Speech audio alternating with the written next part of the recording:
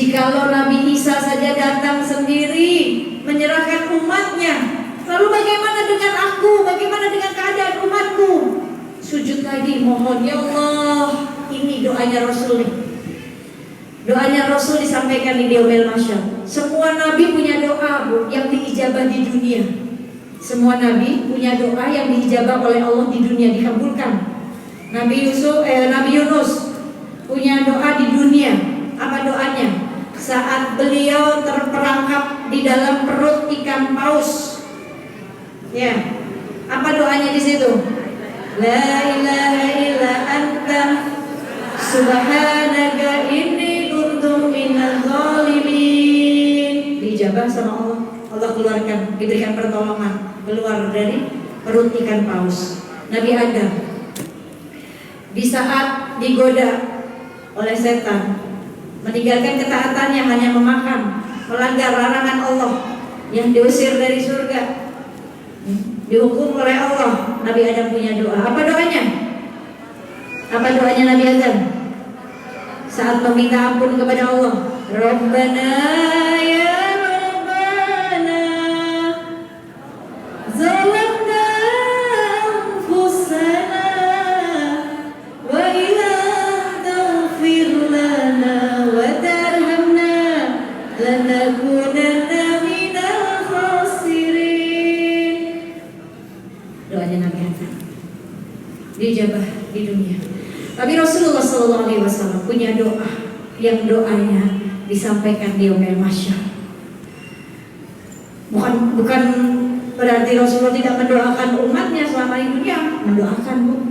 Bahkan Rasul meminta kepada Allah nih, mengatakan, ya Allah sayangi saudaraku ya Allah. Ya Allah sayangi saudaraku ya Allah. Doanya seperti itu. Sahabat bertanya, ya Rasulullah, akukah saudaramu ya Rasulullah? Bukan, engkau sahabatku. Lalu siapa ya Rasulullah yang menjadi saudaramu yang selalu engkau doakan ya Rasulullah?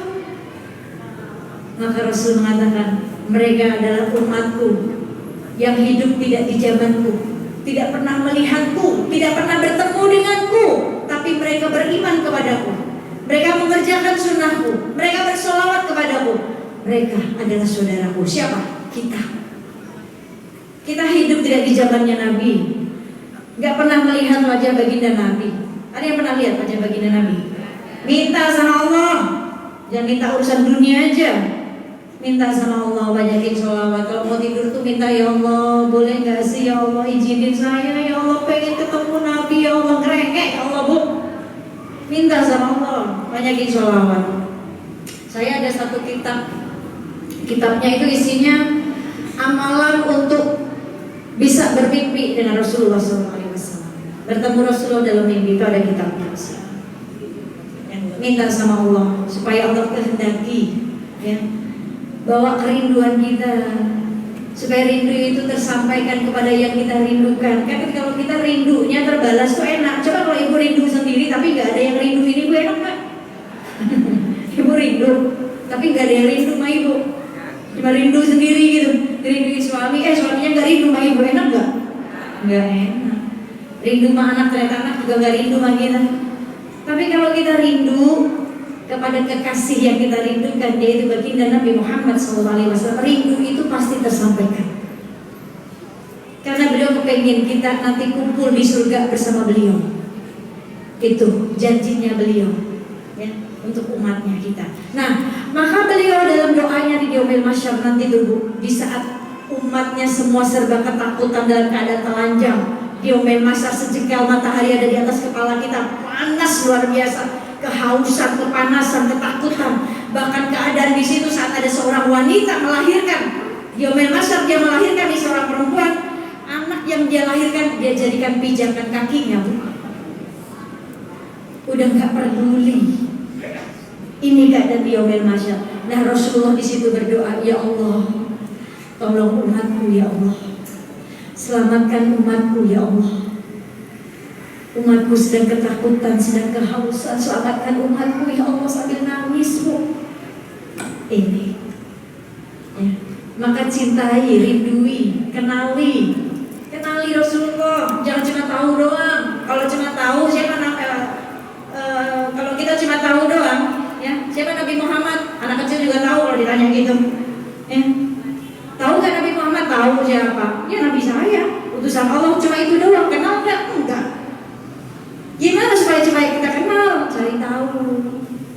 cari tahu, buka, baca sirahnya, ya, baca sirahnya, sejarahnya baginda Nabi Muhammad dari mulai dilahirkan, dari mulai dipilih, ya, dari mulai dibelah dadanya, dari mulai mengasingkan diri di Gua Hiro, kan gitu. Cari tahu, kepo, bu, kepoin.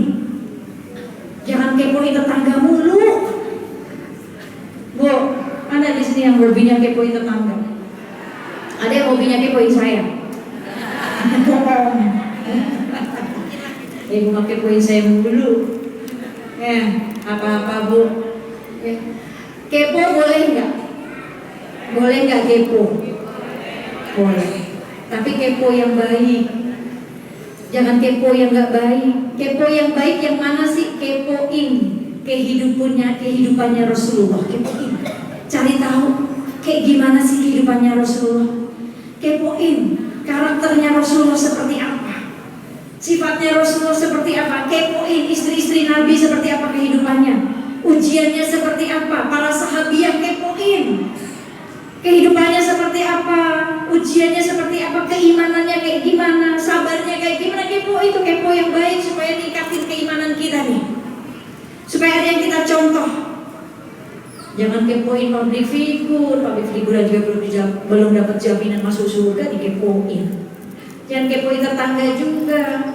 Tetangga beli rumah kita yang pusing, tetangga bangun rumah kitanya yang panas. Tetangga beli mobil, kita yang sewa. Mikirin tetangga udah tidur, kita nggak tidur mikirin tetangga. Setruk sendiri, setruk sendiri ngapain? Yang kita pikirin tetangga udah ngimpi bu, udah tidur apa ngimpi apa ilham. Kita nih boro-boro ngimpi tidur juga belum. Mikirin aja dia beli rumah datang dari mana duitnya ya? Soalnya kan suaminya cuma hansip doang. Ya Allah segitunya. Nah itu kalau yang namanya dengki, ya, nggak senang melihat orang senang. Ini bahaya. Kenapa kita susah jadi orang yang bersyukur bu? Kenapa kita sulit bersyukur? Susah jadi orang yang bersyukur, hanya kufur. Kenapa? Karena kita bu, ya, yang kita lihat adalah kita melihat ke atas urusan dunia. Kita melihat nikmat yang orang lain punya, tapi kita nggak lihat nikmat yang Allah kasih ke kita sendiri. Makanya kita susah bersyukur. Kalau kita kepengen bisa bersyukur, hari-hari pengen bisa bersyukur, lihat nikmat yang Allah berikan sama kita. Jangan orang lain aja yang dilihat. Akhirnya muncul dengki. Itu. Pengen mudah bersyukur, tipsnya sering-sering melihat ke bawah urusan dunia. Masih banyak orang-orang yang lebih susah dari kita. Supaya kita bersyukur itu. Jangan lihat ke atas mulu, bu. Lihat ke atas juga leher sakit. Kan ngomong susah. Ya bu ya. Enakan begini. Enakan nunduk daripada begini, sakit leher keseringan begini. Ya kalau nyampe kalau enggak putus tuh leher. Ya, nah maka sering-sering lihat ke bawah urusan dunia. Ya masih banyak di luar sana orang-orang yang susah. Kita masih bisa makan. Di sana banyak orang yang nggak bisa makan bu. Ya. Kita kadang sehari makan 3 kali. 3 kali apa 6 kali ibu kalau makan? Hah? 3 kali belum ngemilnya kan gitu ya. Nah ini, maka bersyukur. Insya Allah jangan nunggu bahagia dulu baru bersyukur. Tapi bersyukur dulu insya Allah kita bahagia. Ya, bersyukur dulu insya Allah kita bahagia. Jangan nunggu bahagia dulu baru bersyukur. Kalau kita nunggu bahagia dulu baru bersyukur, kalimat alhamdulillahnya kita taruh di mana? Itu pertanyaannya. Ya. Kalau kita nunggu nah, kalau kita nunggu bahagia dulu baru kita bersyukur, kalimat alhamdulillahnya kita taruh di mana? Maka bersyukur dulu, insya Allah Allah kasih bahagia. La insyakartum la azidannakum wa la in kafartum inna adzabi lasyadid. Kita bersyukur dikasih nikmat yang kecil, bersyukur Allah tambahin nikmatnya. Bu, saya pernah diajarin guru saya. Guru saya pernah cerita, suatu hari guru saya lagi di mobil pulang dari dakwah, berhenti di lampu merah. Ya. Berhenti di lampu merah, tiba-tiba ada penjual tisu. Disamperin di kaca kita, kan biasanya gitu ya Bu ya. Nah kadang kita yang di dalam mobil suka songong, ada orang ngamen misalkan atau minta-minta masih muda mau nyamperin mobil kita, wah kesini deh dia nih, kesini nih, ya elah, buruk sangka duluan. Kayaknya dia masih muda, itu kakinya kayaknya dibincang-bincangin deh. Belum ngasih udah buruk sangka duluan. Paling ngasihnya juga 1.000 kok. Koin yang jatuh kadang berkerokan, tapi buruk sangkanya udah gede banget. Guru saya ngajarin, saat ada penjual tisu datang nyamperin ke jendela, beliau buka. Terus beliau beli, nih gak perlu pakai nanya, saya ambil 2 tapi dilebihin. Dikasih 50.000, yang tukang tisunya nangis, langsung bersyukur, alhamdulillah ya Allah, nangis ngedoain panjang. Lama guru saya dikasih lagi, nih kasih 100.000. Dikasih lagi tisunya, makin bersyukur, alhamdulillah ya Allah, makin nangis. Ini gak berhenti nih kalau gitu nih, ya kan gitu. Udah, untungnya jalan tuh lampunya hijau, guru saya jalan. Sepanjang jalan guru saya dapat hikmah. Beliau bilang, ini ayat la in syakartum la azidanakum. Saat si orang ini nih penjual tisu tadi dikasih 50.000, dia bersyukur banget sampai nangis, sampai ngedoa, Allah gerakkan tangan saya untuk ngasih yang lebih gede lagi. Di saat kita bersyukur, Allah tambahkan nikmatnya nggak? Tambahin janji Allah tadi nih melalui orang tersebut. Maka saat kita bersyukur dengan yang kecil, Allah akan kasih yang lebih gede, Bu. Kan gitu. Jangan kufur nikmat dengan segala yang dikasih sama Allah. Kita masih bisa kedip aja, Bu, alhamdulillah. Yang kedipin siapa? Yang kedipin mata kita siapa? Allah. Kita masih bisa narik nafas. Siapa yang gerakin? Allah. Ini jantung kita masih bunyi duk duk duk duk. Siapa yang bunyi? Allah. Semuanya Allah. Nikmat mana lagi yang mau kita dustakan? Maka nih di surat Ar-Rahman, satu ayat Allah ulang-ulang. Supaya apa? Kenapa gak cukup satu ayat? Gak cukup sekali aja. Kenapa harus diulang-ulang sampai 31 kali? Di surat Ar-Rahman ada satu ayat yang bunyinya diulang-ulang sampai 31 kali. Gak cukup sekali. Apa bunyinya?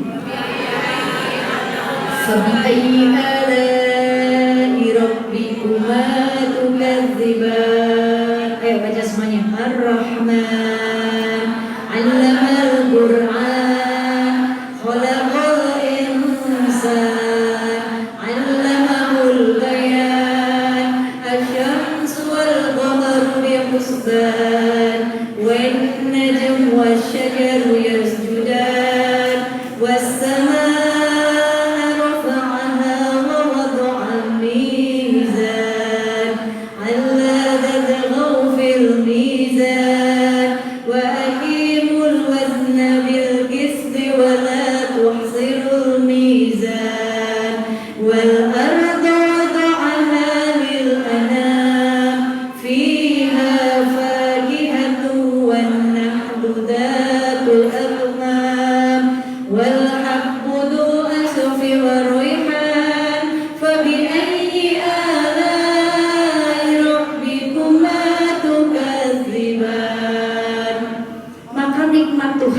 yang mana lagi yang mau kamu dustakan? 31 kali diulang sama Allah. Kenapa? Apa pertanyaannya, Bu? Karena Allah ngingetin. Allah itu tahu manusia ini banyaknya kufur nikmat sama Allah, gak banyak bersyukur, banyak ngeluh. Maka diulang-ulang sampai 31 kali buat ngingetin kita. Insya Allah mudah-mudahan kita jadi orang-orang yang bersyukur, ya. Ibu-ibu yang dirahmati oleh Allah yang saya muliakan, kalau berbicara sesuai dengan tema fitrahnya seorang muslimah, wanita itu pondasi, Bu. Pondasi.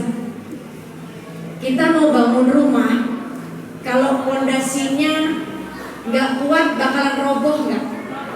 Roboh. Maka pondasinya harus kuat buat nopang, apalagi rumahnya 2 lantai. Pondasi bawahnya tuh harus kuat. Wanita adalah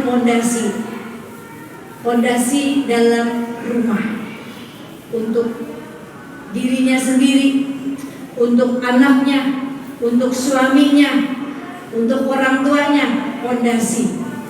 Kalau wanitanya nggak kuat, bagaimana seorang ibu jika tidak mempunyai pondasi yang kuat? Bagaimana bisa menciptakan anak yang soleh dan solehah, pribadi yang kuat? Maka perlu, ini fitrahnya sebagai seorang muslimah. Perempuan itu Bu, Allah muliain. Wanita itu Allah muliain. Saking mulianya, lihat di dalam Al-Quran, surat-surat khusus wanita, surat apa aja? An-Nisa. Apa lagi? Surat Maryam. Apa lagi? Ya? Surat apa lagi Bu? Al-Mujadalah. Ini bagaimana Allah di dalam Al-Quran ini memuliakan seorang wanita. Bahkan ada satu surat yang Allah turunkan, di mana surat itu untuk memuliakan perempuan, supaya wanita itu mudah dikenali, wanita itu mulia. Karena saat itu Bu, dulu sebelum Islam ada, di mana masa jahiliyah wanita itu hina Bu.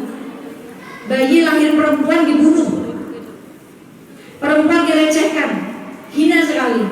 Tapi begitu Rasulullah datang membawa Islam dengan cintanya, sudah tidak ada tuh Bu, bayi lahir perempuan dibunuh, udah gak ada, dimuliain ya.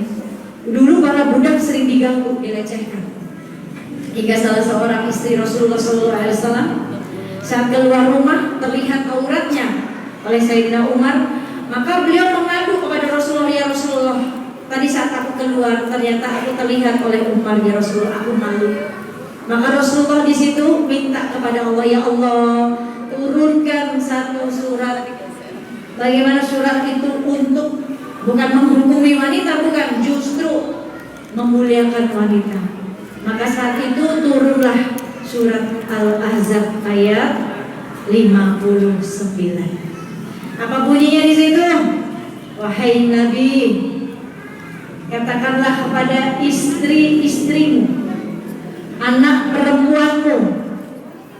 Yang disuruh bukan istri Nabi saja Bu, tapi di situ dikatakan, katakanlah kepada istri-istrimu, anak perempuanmu, istri orang mukmin, mukminah, anak perempuan mukmin, mukminah, untuk mereka menjulurkan kain ke seluruh tubuh mereka, supaya mereka tidak diganggu, mudah dikenali. Di surat Al-Ahzab ayat 59. Dan begitu ayat itu turun, wanita-wanita saat itu langsung melihat kain di sekitarnya dan langsung dia tarik, dia ulurkan ke seluruh tubuhnya. Keesokan harinya mereka keluar sudah tertutup semua, menutupi auratnya. Ini perintah menutup aurat di surat Al-Ahzab ayat 59. Berarti hukumnya wajib nggak? Wajib. Hukumnya wajib perintah ini. Perintah ini sudah ada di zamannya Nabi, sudah ada di Al-Quran, sudah ada. Tapi sampai sekarang masih banyak orang-orang yang belum mau menutup aurat. Kenapa? Ya Allah belum mau ini. Dianya belum mau dan Allah belum kasih taufik. Apa itu taufik Bu? Kan hidayah beda. Kenceng salah pula. Minum dulu ah.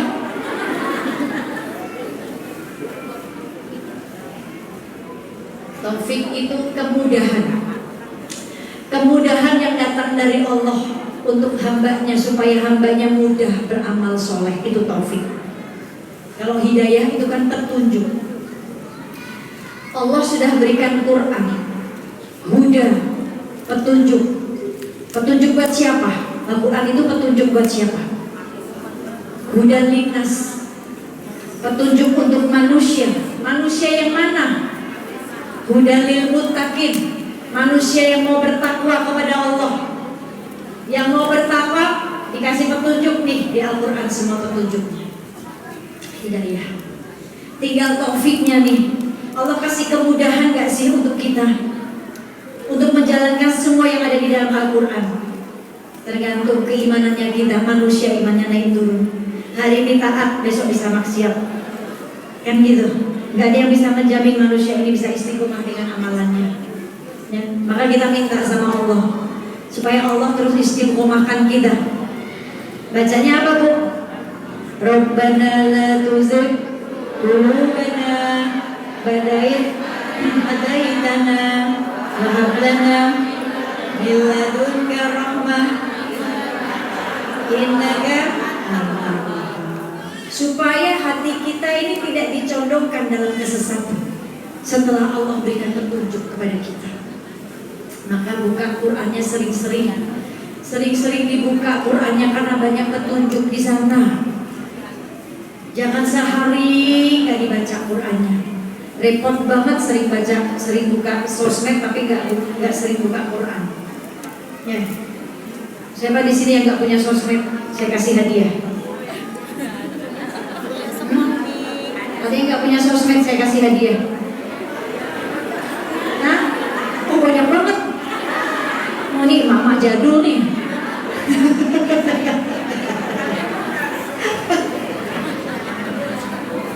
Tahu sosmed Bu? Nggak tahu? Bagus. Jangan tahu dah. Puyeng. Banyak orang punya sosmed jadi kepo. Banyak orang punya sosmed jadi tangannya pada gatel mau komentarin orang. Betul apa betul? Mending kalau komentarnya baik. Kadang nggak pernah komentarnya buruk. Hati-hati jangan sampai handphone dan jari-jari kita nanti memberatkan kita urusan akhirat kita. Hati-hati, manfaatkan sosial media dengan baik, ya, dengan baik. Maka kita kembali kepada fitrahnya muslimah. Wanita itu mulia Bu, jangan kita hinakan diri kita.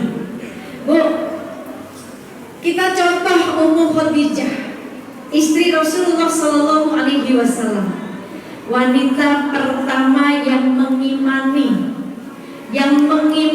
Rasulullah, seorang perempuan, yaitu Ummu Khadijah. Bahkan seorang yang mati syahid pun adalah wanita, yaitu Ummu Sumayyah. Bagaimana Ummu Sumayyah dulu, ya, yang mati syahid karena bertahan dengan keimanannya sampai akhirnya maaf kemaluannya ditombak hanya untuk mempertahankan keimanannya. Tuh, wanita fitrahnya sudah dimuliakan oleh Allah. Maka jadilah wanita yang dipengenin sama Allah Bu. Yang kayak gimana sih Bu? Yang kayak gimana jadi wanita yang dipengenin sama Allah? Apa sih ciri-cirinya Bu? Kayak gimana ciri-cirinya Bu? Hah? Perempuan yang salihah, yang taat kepada suaminya. Yang kayak gimana lagi? Yang menjaga dirinya di saat suaminya tidak ada. Kenapa? Karena Allah sudah menjaganya. Toh, ini wanita yang dipengenin Allah. Fitrahnya manusia salihah. Dunia ini perhiasan ibu-ibu. Dunia perhiasan. Dan sebaik-baik perhiasan dunia adalah wanita salihah. Kenapa dibilang perhiasan sih? Kenapa wanita itu dibandingkan dengan perbandingannya dengan perhiasan? Karena wanita ini gak bisa jauh-jauh dari perhiasan. Wanita itu senang kalau dikasih perhiasan. Senang gak kalau dikasih perhiasan? Kalau palsu perhiasannya senang gak? Ya. Dikasih berlian, walaupun berliannya kecil, senang gak? Senang. Berlian walaupun kecil, dia tetap berlian. Ya, perhiasan. Perhiasan itu barang mahal. Mahal gak kira-kira? Mahal. Kalau kita gak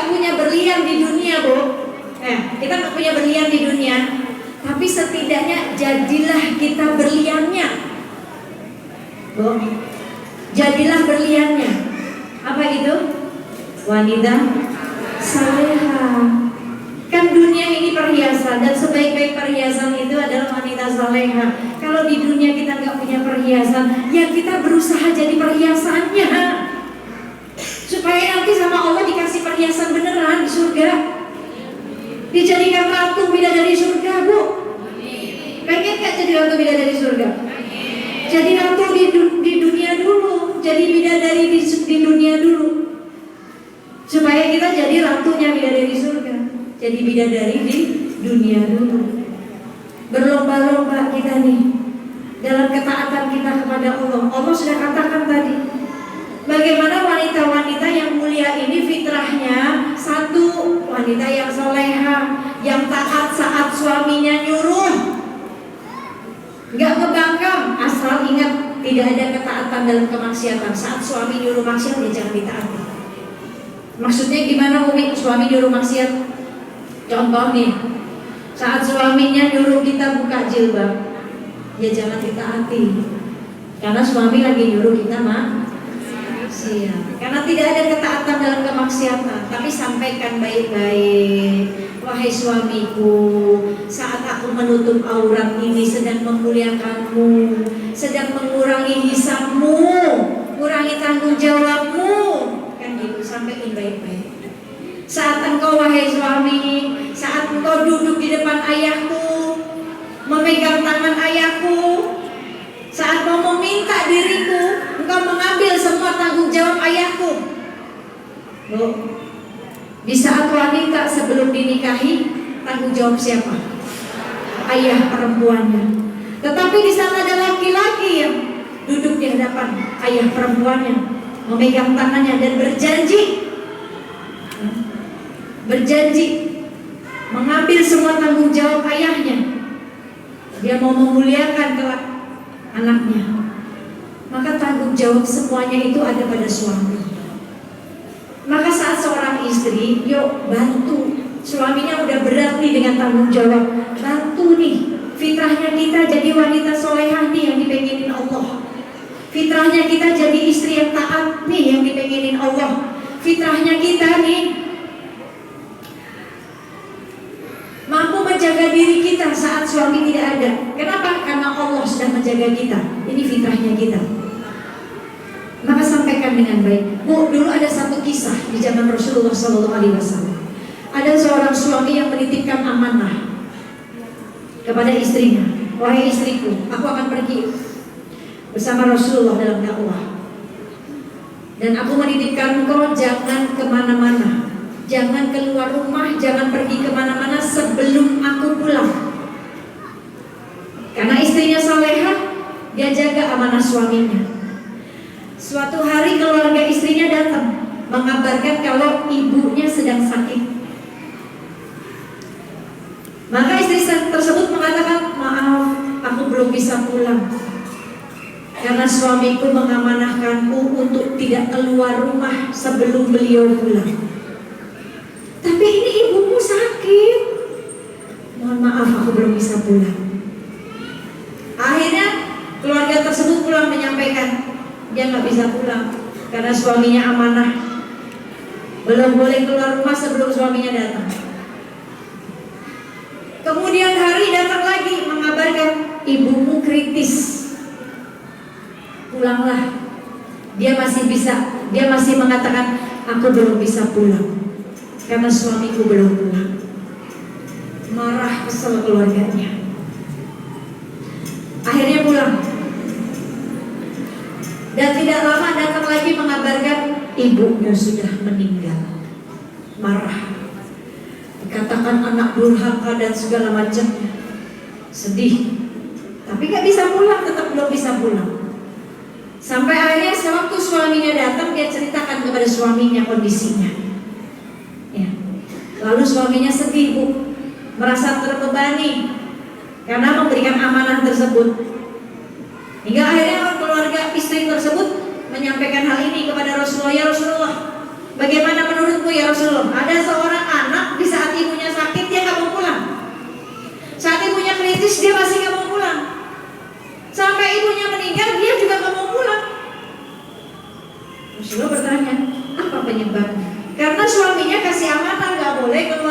sebelum suaminya datang.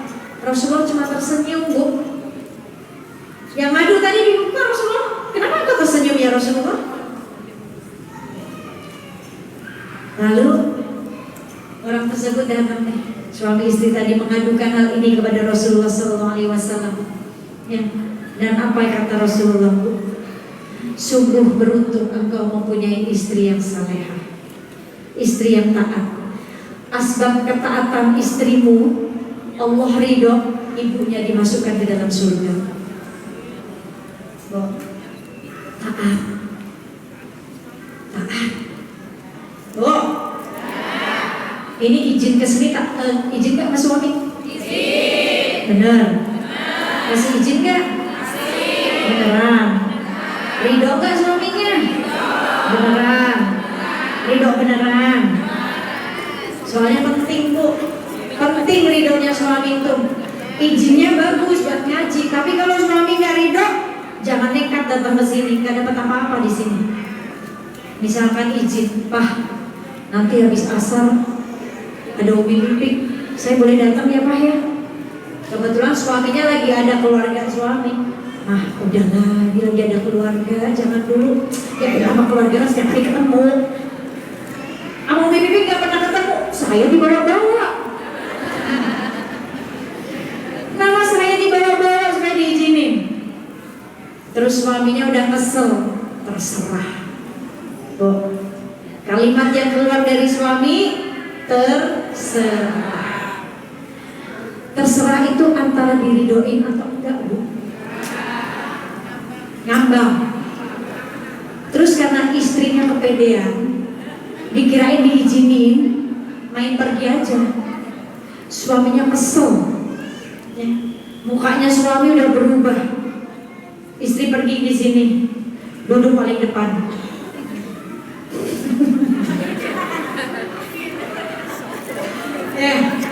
Duduk di sini. Saya tanya, dapat apa duduk di sini? Dapat apa kira-kira? Ilmu dapat, pahala dapat gak? Gak dapat, ngapain? Kenapa gak dapat? Karena Allah gak ridho. Lewat suaminya gak ridho kok. Padahal urusannya ngaji, bagus. Tapi kalau suaminya gak ridho, ya jangan pergi. Nanti kan bisa tanya sama teman tadi Umi nyampein apa ya. Kalau nggak nonton, saya biasanya live. Kan gitu. Lebih penting buat ibadah sama suami daripada dengerin saya yang ngomong ini punya dosa, gak punya ilmu. Lebih penting ibadah sama suami, surganya di sana. Ini urusan taat nih, paling penting. Ya. Saya kalau udah dikasih kertas berarti disuruh berhenti. Kasih surat cinta, maghribnya jam 6. Sekarang jam berapa? Oh, udah jam 6, Bu. Kurang 1 jam. Sholawatan. Itu urusan taat, Bu. Ini hal yang penting yang harus diperhatikan. Urusannya ngaji, betul bagus. Tapi kalau suaminya gak ridho, kita gak dapat apa-apa. Tapi kalau suaminya ngizinin nih, Bu, nah ini harus diperhatikan. Kalau suaminya ngizinin, ya udah hati-hati ya Ma, jaga diri baik-baik. Ya Bu ya, udah dikasih izin. Berarti keluarnya seorang istri, dia wajib tadi menjaga dirinya saat suaminya tidak ada. Kan dia perginya sedang gak sama suami. Dia harus jaga dirinya dari menimbulkan fitnah buat orang lain. Jangan sampai tabarruj, dandan yang akhirnya menimbulkan hawa nafsu orang yang melihat. Dijaga baik-baik, jaga martabat suaminya, kehormatan suaminya, amanah suaminya. Udah ngaji selesai ngaji buru-buru pulang, jangan main lagi. Ini ada teman ngajakin, masih sore tahu, malu sama pintu kalau pulang. Kita ke mall yuk. Diajak ke mall, Bu. Udah ke mall baru tuh ngasih kabar, Assalamualaikum Pak, ya Mama ada di mall. Kaget suaminya. Itu bukan izin, Bu, pengumuman. Ngasih tahu, pemberitahuan. Ada yang kayak gini? Ada istri yang kayak gini? Hah? Insya Allah di sini nggak ada. Insya Allah di sini nggak ada satu, nggak ada dua. adanya banyak. Ya Bu ya, perhatiin ya. Kenapa wanita ini jadi sumber fitnah Bu? Banyak perempuan jadi penghuni neraka karena wanita ini fitnahnya luar biasa. Seorang istri saat keluar dari rumah, seorang wanita saat keluar dari rumahnya Bu, setan menghiasi dirinya. Setan menghiasi dirinya. Setan punya banyak cara Bu. Setan itu ikut-ikutan dakwah Bu. Dakwahnya setan apa Bu? Merampas iman manusia. Karena dengan iman manusia taat sama Allah, setan gak senang. Nih kerjaannya setan nih. Paling gak demen ada orang yang taat. Jangan temenan deh Bu sama setan. Ini dia ngerampas iman manusia. Masya Allah. Maka fitrahnya diri kita tadi yang disebutkan oleh Allah. Bagaimana fitrah seorang muslimah, wanita yang dipenginin Allah. Satu, yang salehah. Dua, yang taat kepada suaminya. Tiga, yang menjaga dirinya saat suaminya tidak ada. Kenapa? Karena Allah telah menjaganya. Ini fitrahnya. Bu, kita lihat wanita-wanita luar biasa di zaman Nabi. Siapa saja Bu? Ada 4 wanita penghulu surga sesuai dengan zamannya. Yang pertama siapa Bu? Siti Asia. Siapa Siti Asia? Istri Fir'aun. Istri Fir'aun. Bu, suami ibu kayak Fir'aun enggak? Enggak. Ya udah taat. Jangan ngebangkang, jangan melotot. Saya nggak pernah melotot Umi kalau lagi tidur. Ya iyalah lagi tidur merem sama lu melotot. Suami ibu nggak kayak Fir'aun Bu, taat. Siti Asia, istri Fir'aun. Kita tahu Fir'aun seperti apa. Ya. Asia selalu mendapatkan kezalimannya Fir'aun. Suatu hari Fir'aun marah kepada istrinya karena ternyata istrinya mengimani agama yang dibawa oleh Nabi Musa. Fir'aun marah ya, istrinya tidak beriman kepada Fir'aun. Fir'aun kan mengaku Tuhan. Ummu Asia mau disiksa oleh Fir'aun, diseret, dibawa di padang pasir yang tandus dan disaksikan oleh kaumnya Fir'aun. Fir'aun mengatakan, kalian perhatikan, kalian lihat, aku akan menyiksa istriku karena dia beriman dengan ajarannya Nabi Musa. Gitu, mau disiksa Bu. Tapi karena Ummu Asia ini wanita yang beriman, wanita salehah, dia doa ke Allah. Wanita yang selalu taat kepada Allah, dia selalu taat kepada suaminya ya. Walaupun suaminya seperti itu, dia tetap taat, tetap sabar, tetap beriman kepada Allah. Dia berdoa. Doanya diabadikan oleh Allah di surat At-Tahrim ayat 11. Coba dibuka. Buka handphonenya. Ada yang gak punya handphone? Gak ada. Hah? Gak ada handphone? Hari gini gak punya handphone. Buka handphonenya Bu. Handphonenya ajak ngaji. Kalau gak bawa Quran, buka handphonenya. Coba buka surat At-Tahrim ayat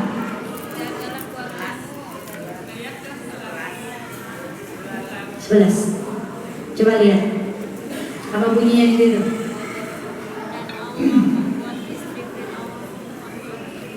Istri Fir'aun ini dijadikan perumpamaan istri orang beriman Bu.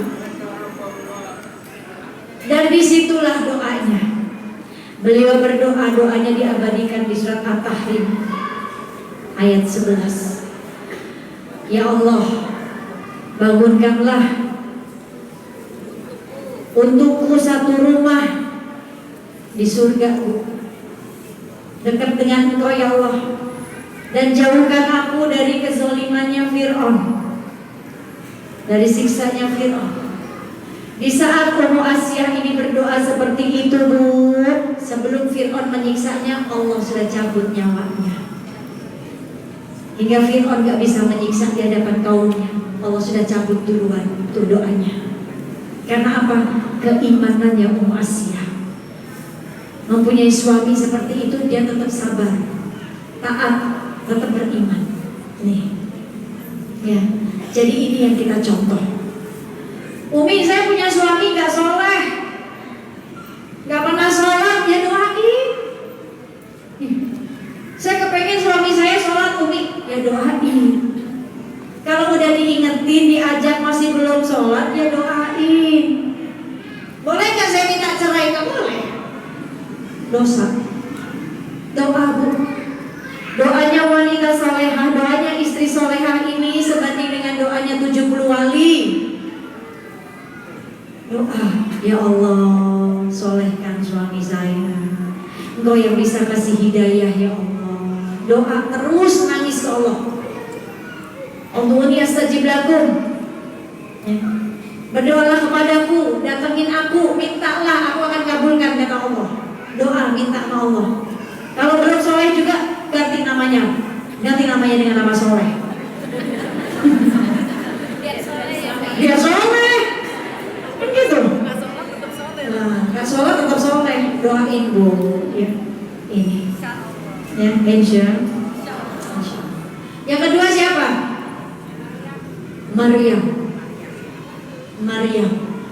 Kita tahu Maryam wanita yang suci, yang tidak pernah bersentuhan dengan laki-laki, tetapi Allah menyuruh malaikat untuk mengatakan, wahai Maryam, Allah akan memberikanmu seorang anak. Maryam bingung, bagaimana mungkin aku bisa mempunyai seorang anak? Aku tidak pernah bersentuhan dengan laki-laki, gak punya suami. Tapi apa yang gak mungkin bagi Allah? Betul gak, Bu? Makanya yang belum punya anak, minta terus sama Allah, perbaiki hubungan dengan Allah. Gak ada yang gak mungkin Allah kasih, Bu. Tapi Allah mau kasih itu melihat waktu yang pas. Jadi jangan putus asa, terus doa dan perbaiki hubungan kita dengan Allah. Ummu Maryam tetap sabar, tetap berdiam diri di mihrabnya. Alhamdulillah saya pernah duduk di mihrabnya beliau, yang saat itu beliau berdiam diri. Saat beliau dalam keadaan mengandung, ya, semua orang membicarakan beliau duduk di mihrabnya, tetap beriman kepada Allah, tetap takwa kepada Allah, hingga Allah turunkan makanan langsung dari surga buat beliau. Saya pernah datang ke sana, merasakan duduknya Ummu Siti Maryam di situ. Ya, saya April tahun kemarin saya ziarah keliling, ya, ke Nabi Ibrahim, Nabi Su'aib, Nabi Yusuf, ya, Nabi Musa, Siti Saroh, terus berdiam diri di mihrabnya Maryam. Saya ziarah ke Gua Al-Kahfi yang suratnya selalu kita baca, ya. Lalu saya ke tempat di mana Rasulullah naik ke Sidratul Muntaha di Masjidil Haram, di Masjidil Aqsa. Saat Rasulullah berdiri, ya, naik ke Sidratul Muntaha di situ. Jadi ada di Masjidil Aqsa itu ada tempat namanya Dome of the Rock yang kubahnya warna kuning. Nah itu namanya Dome of the Rock. Dome of the Rock di situ itu dipakai buat sholat juga. Ada batu dari surga juga di situ. Nah turun ke bawah ada tangga di bawah masjid itu. Di situ ada sebuah terowongan, di situ Rasulullah berdiri untuk naik ke Sidratul Muntaha. Dan saya pernah ke situ, nampak tilas sejarah Rasulullah. Ummu Maryam berdiam diri, tetap beriman, tetap tawakal kepada Allah, tetap sabar. Allah turunkan pertolongan, ya, makanan turun langsung dari surga. Ini berarti yang kita contoh apanya, Bu? Tawakalnya, keimanannya, sabarnya saat dikasih ujian. Berat gak ujiannya? Berat. Gak punya suami tapi hamil. Coba sekarang gak punya suami hamil. Hah? Diusir. Gak kuat. Tapi Ummu Maryam tetap berdiam diri, tawakal. Dia habiskan beribadah kepada Allah. Ummu Asiyah tadi mendapatkan perlakuan Fir'aun seperti itu suaminya. Kalau zaman sekarang orang dapat kayak gitu, udah gugat cerai, kan gitu, ya Bu? Berarti beratang mana ujian ibu-ibu sama ujiannya mereka? Lebih berat ujiannya istri-istri Nabi. Lalu siapa lagi, Bu? Khadijah, Ummu Khadijah binti Khuwailid.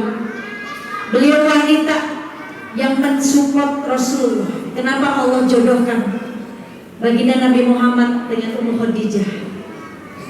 Karena Ummu Khadijah yang akan mensupport. Harta beliau dihabiskan di jalan dakwahnya Rasulullah SAW. Di saat tidak ada orang yang membantu dakwahnya beliau, maka Ummu Khadijah datang, dihabiskan hartanya di jalan dakwah. Ummu Khadijah janda, seorang janda mulia yang kaya raya. Kekayaan Ummu Khadijah separuh kota Mekah. Kaya sekali. Banyak orang yang meminangnya, tapi Allah takdirkan bertemu dengan Rasulullah. Kenapa? Karena dari hartanya itu akan dihabiskan di jalan Allah. Beliau wanita yang mensupport. Di saat Rasulullah terjatuh, beliau yang mensupport. Ini fungsinya istri. Kalau suami terpuruk, istri semangatin, jangan ditinggalin. Suami lagi terpuruk, disemangatin, didoain. Jangan cuma sayangnya kalau ada uang abang disayang, gak ada uang cari lagi bang. Abangnya ditendang, jangan. Ya support seperti Ummu Khadijah. Rasulullah sewaktu lelah, Bu, ya, pulang dari dakwah Rasulullah berbaring, ya, berbaring di tubuhnya Ummu Khadijah, terlelap tertidur. Ummu Khadijah menatap wajah Rasulullah, membelai rambutnya hingga tak terasa menangis. Keluar air mata Ummu Khadijah dan air matanya menetes di pipinya Rasulullah hingga membuat Rasulullah terbangun. Lalu Rasulullah melihat Ummu Khadijah yang sedang menangis. Rasulullah bertanya, wahai istriku Khadijah, kenapa engkau menangis? Apakah engkau menyesal menikah denganku? Dulu engkau wanita termulia, wanita terhormat. Dulu engkau kaya raya, tetapi begitu menikah denganku engkau jadi miskin ya Khadijah. Apakah engkau menyesal menikah denganku? Lalu Ummu Khadijah mengatakan, ya Rasulullah, siapa wanita yang gak bahagia menikah denganmu ya Rasulullah? Aku menangis karena perjuangan dakwahmu belum selesai ya Rasulullah. Tetapi harta kita sudah habis. Harta kita sudah habis ya Rasulullah. Tapi dakwahmu belum selesai. Jikalau aku nanti mati ya Rasulullah, dan kau masih berdakwah, kau masih menyeberang, maka galilah tulang-tulangku ini ya Rasulullah, pakai untuk jembatan dakwahmu ya Rasulullah. Nih fungsi seorang istri yang mensupport suaminya. Maka jadilah contoh keimanannya, contoh perjuangannya, teladannya Ummu Khadijah. Bu, bahkan Allah menitipkan salam kepada Ummu Khadijah. Bu, siapa sih yang gak senang dapat salam dari Allah, Bu? Siapa wanita mana yang Allah langsung menitipkan salam melalui malaikat? Coba, siapa wanita yang mendapatkan salam langsung dari Allah? Yaitu Ummu Khadijah. Contoh, Bu, contohlah kesabarannya, taatnya, pengorbanannya, perjuangannya di jalan Allah. Yang terakhir siapa, Bu? Siapa yang terakhir? Fatimah bintu Muhammad, putri Rasulullah SAW, yang kelak menjadi pemimpinnya wanita di surga. Bu, kita bakal dipimpin nih sama beliau, Sayyidah Fatimah. Kita bakal dipimpin. Tapi demi Allah, rugi buat wanita yang nanti tidak ada di belakang Sayyidah Fatimah. Rugi. Demi Allah rugi. Sayyidah Fatimah, wanita yang terbaik. Hingga Rasulullah pernah mengatakan, siapa wanita yang mulia, siapa wanita yang terbaik, bagaimana cirinya? Gak ada yang bisa menjawab pertanyaan Rasulullah, ya. Tapi Fatimah mengatakan, saya tahu ya Rasulullah, wanita yang terbaik itu yang tidak dipandang laki-laki dan yang tidak memandang laki-laki ya Rasulullah. Rasulullah tersenyum. Tersenyum melihat putrinya menjawab seperti itu. Betul, wahai putriku. Dan itu ada pada dirimu. Sayyidah Fatimah tidak pernah memandang laki-laki, bahkan tidak pernah dipandang laki-laki, karena wajahnya tak terlihat. Rapi semua, matanya aja tak terlihat. Wajahnya hanya dipandang oleh suami dan ayahnya, yaitu Rasulullah. suaminya Sayyidina Ali bin Thalib. Kan gitu. Ya, hanya dipandang oleh yang halal saja. Bagaimana maksudnya? Seorang wanita yang tidak dipandang laki-laki dan tidak memandang laki-laki. Kalau ada laki-laki mandang, dia risih. Dia lagi dipandang sama laki-laki, dia langsung menghindar, Bu, risih. Bukan diem aja, langsung cari perhatian. Bukan kayak gitu. Saya lagi dilihatin dia, langsung cari perhatian. Bukan gitu. Wow, kenapa kenceng banget ketawanya? Hah? Pengalaman pribadi kayaknya ya. Ketawanya sampai kenceng bener, kayaknya pengalaman pribadi bener. Siapa sih Bu yang ngeliatin? Bro, siapa yang ngeliatin? Saya bilangin suaminya nih. Ya, itu. Yang risih Bu, kalau ada laki-laki mandang tuh dia risih, dia menghindar. Itu yang dimaksud, yang tidak mau dipandang laki-laki. Bukan yang ngajakin, bukan. Dan yang gak mau mandang laki-laki, wah, dia cowok ganteng, lihatin aja. Bu, gantengan mana sih sama suami? Batuk sayang. Gantengan mana sama suami Ibu? Hah? Tergantung sih Umi. Ada suaminya di depan berantem tanya sampai rumah. Ya, yang tidak memandang laki-laki, yang mampu menundukkan pandangan. Ini seorang Fatimah yang menjadi wanita mulia yang kelak mimpin kita, Bu. Yang pakaiannya sederhana banget. Ibu tahu pakaiannya Sayyidah Fatimah, putri Rasulullah. Di saat Rasulullah mengajar majelis seperti ini, lalu Rasulullah menangis. Tangisannya gak ada yang bisa memberhentikan terkecuali putrinya. Para sahabatnya ngeberhentiin tangisan Rasulullah masih menangis. Hingga akhirnya menantunya Sayyidina Ali memanggil istrinya yaitu Fatimah, wahai Fatimah, datanglah ke masjid, temui ayahmu sedang menangis.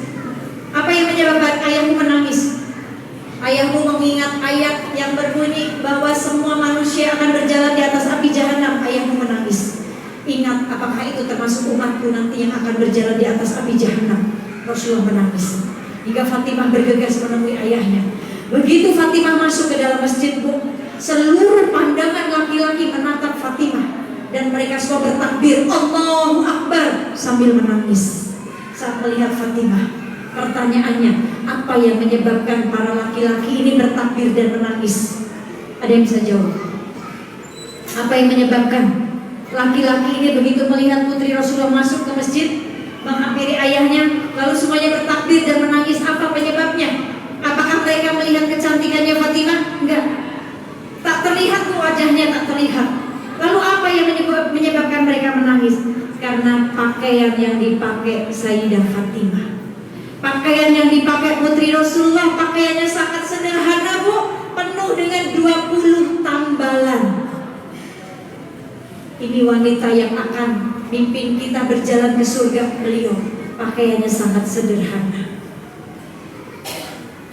Bahkan beliau saat melihat seorang mayit sedang digotong, tertutup kain kafan, beliau menangis sedih.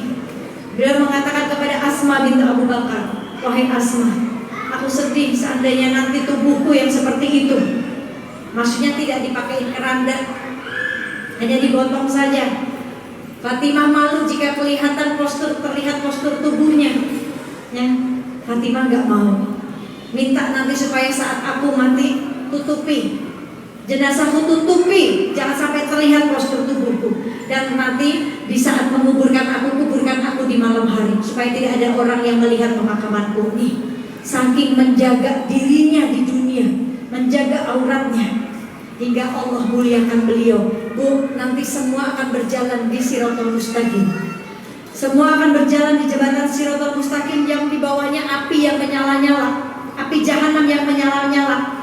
Tetapi saat Sayyidatina Fatimah berjalan, Bu, beserta para rombongannya, saat Sayyidatina Fatimah ingin melewati Sirat beserta para rombongannya, Allah berseru seperti ini, wahai kalian penghuni mahsyar, tundukkan kepala kalian, pejamkan mata kalian, karena Fatimah bintu Rasulullah akan melewati Sirat beserta rombongannya. Semua tidak ada yang boleh melihat. Gak ada tuh namanya api jahanam, gak ada. Lancar jalan ke sirotnya, dan gak ada orang yang bisa melihat satupun, karena disuruh Allah menundukkan pandangannya, menundukkan kepalanya, memejamkan matanya. Gak bisa orang buka mata, gak bisa. Allah yang memejamkan matanya lewat beserta rombongannya. Dan rugi kalau kita tidak ada di barisan Sayyidah Fatimah. Demi Allah rugi. Dan semoga kita salah satu yang berada di barisan Sayyidah Fatimah. Maka jagalah diri kita, jadilah wanita yang solehah. Belajar, berproses, yuk jangan putus asa dengan rahmat Allah. Terus berproseslah jadi wanita yang solehah. Tapi jangan merasa jadi perempuan yang paling solehah. Jangan merasa lebih solehah dari orang lain.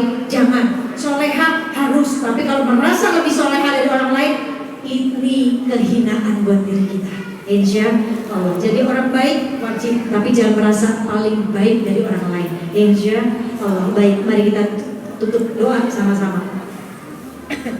Yang asal kita sama-sama berdoa semoga perkumpulan kita ini perkumpulan yang mendatangkan hidayah dari Allah Subhanahu wa taala. Semoga perkumpulan ini perkumpulan yang mendapatkan rahmat dari Allah Subhanahu wa taala. Semoga Allah perbaiki iman-iman kita. Allah jadikan kita wanita-wanita yang kelak pantas menjadi penghuni surga. Insyaallah. Astaghfirullahaladzim, astaghfirullahaladzim, astaghfirullahaladzim. Alladzi la ilaha illa huwa rahmanur rahim al-hayyul qayyum alladzi la yamutu wa atubu ilaihi rabbighfir. Astaghfirullahaladzim, alladzi la ilaha illa huwa rahmanur rahim al-hayyul qayyum alladzi la yamutu wa atubu ilaihi rabbighfir. Astaghfirullahaladzim, alladzi la ilaha illa huwa rahmanur rahim al-hayyul qayyum alladzi la yamutu wa atubu ilaihi rabbighfir. Astaghfirullah lil mu'minina wal mu'minat. Astaghfirullah lil mu'minina wal mu'minat. Astaghfirullah lil mu'minina wal mu'minat. Ya Allah ya arhamar rahimin, farij 'alal muslimin, ya qawiyyu ya matin ya dzal jalali wal ikram. La ilaha illa anta subhanaka inni kuntu minaz zalimin. Allahumma shalli 'ala sayyidina Muhammad wa 'ala ali sayyidina Muhammad. Bismillahirrahmanirrahim. Allahumma inna nas'aluka wa tawajjahu ilaika bin nabiyyika Muhammadin sallallahu alaihi wasallam, nabiyyi rahmah ya Rasulullah, nabiyyi rahmah ya Rasulullah, ya nabiyyi rahmah ya Rasulullah. Ini tawajjatu bika ila rabbika hajatihi. Sholli wa sallim. Silakan hajat masing-masing.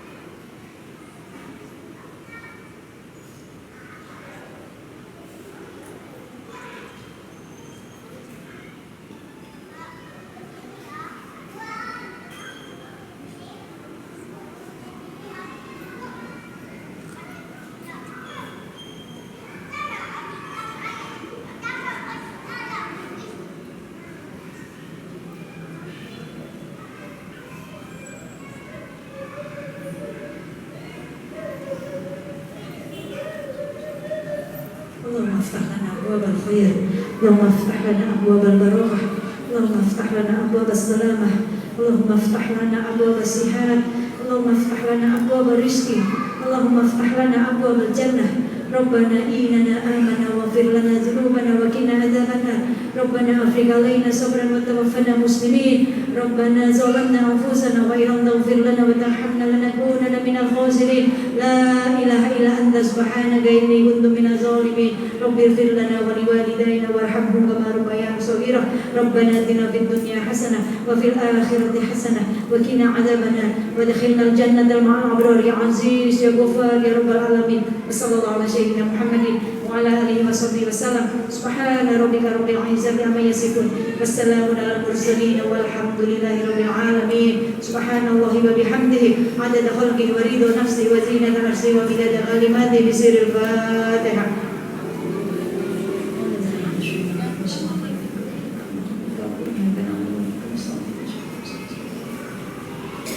Amin ya Allah. Semoga Allah kabul yang menjadi hajatnya ibu-ibu semuanya. Yang sakit Allah angkat penyakitnya, sehat afiat. Yang punya hutang Allah lunaskan hutang-hutangnya. Yang belum pergi haji umrah Allah berangkatkan haji dan umrah.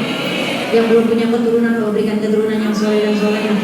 Yang mempunyai masalah dalam hidupnya diberikan ujian, semoga Allah berikan jalan keluar yang terbaik insya Allah. Semoga Allah jaga keluarga kita semuanya diselamatkan di dunia wal akhirah insya Allah. Baik, mohon maaf lahir batin dari saya. Subhanallah wa bihamdihi, asyhadu an la ilaha illa anta, astaghfiruka wa atubu ilaik.